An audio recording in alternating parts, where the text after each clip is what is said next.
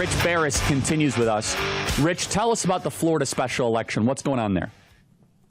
So basically this weekend, which is always good, the president came in and gave Fine, as the Republican, a tele-rally, basically.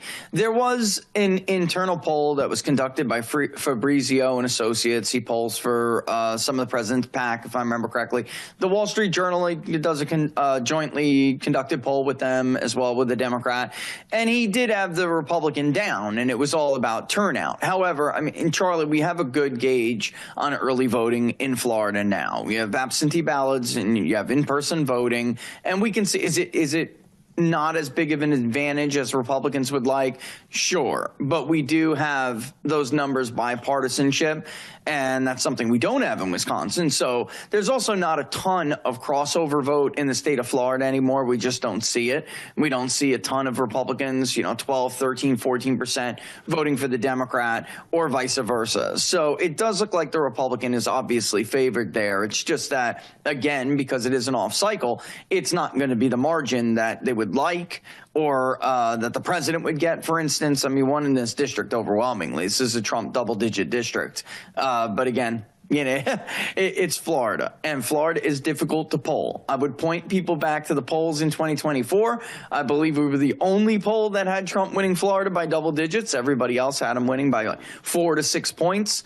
And that area of the state specifically is difficult to poll, period, let alone when it's a low turnout election. So, looking at the early vote numbers, Charlie, it does look like the Republican is going to win. Fine is going to win.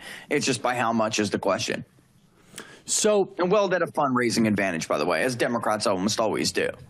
If you were to be the architect, Rich, of the Republican approach for the rest of this calendar year, because people say midterms. Time out, everyone. We have a New Jersey governor's race. We have a Virginia governor's race. We have other specials that are going to pop up. What would your approach be? What would be the strategy that you would like to see Republicans and the Trump White House embrace for the remainder of this year?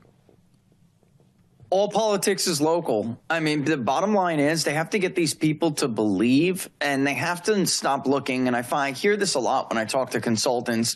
They're looking at these people as numbers, and there's very few people in the Republican movement, the ground game, that knows, if you're looking at New Jersey, for instance, where to get these voters out. They know the neighborhoods, right? They know where to go up Route 9, right? It's not just a number. What neighborhood do we have to go to get these people out? And they got to get a little bit out of their comfort zone, Charlie. I mean, they're using a lot of these same old people. You tried to build your organization before the election from the ground up. So you've seen what Republicans are dealing with. Just not good enough.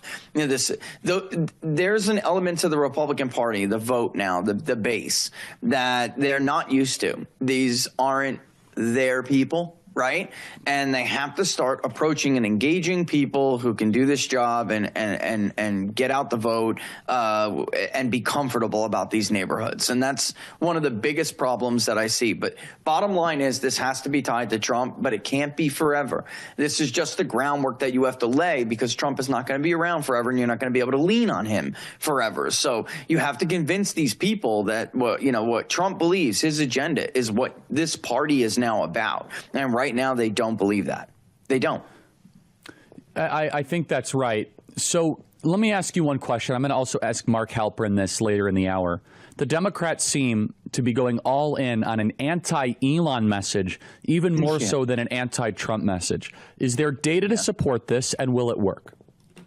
There is, and that's a short-term gain strategy, and they'll get those short-term gains if they're lucky, and they'll try to spin it into a greater narrative and go from there and make, another decision after they get those short-term gains. And why am I saying that?